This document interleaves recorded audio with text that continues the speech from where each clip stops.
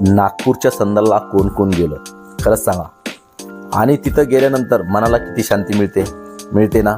आणि तिथं येणाऱ्या भाविक भक्तांची जी काही ओढ असते ताजुद्दीन बाबाबद्दल, खरंच ती ओढ एक आगळी वेगळी असते.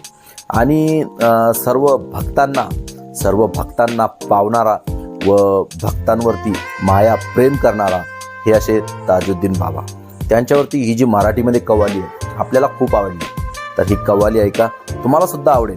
तर ही कव्वालीचे बोल बघा किती छान आहे, अगदी मनाला प्रसन्न करतात, तृप्त करतात. चला ऐकूया ही छोटीशी कव्वाली.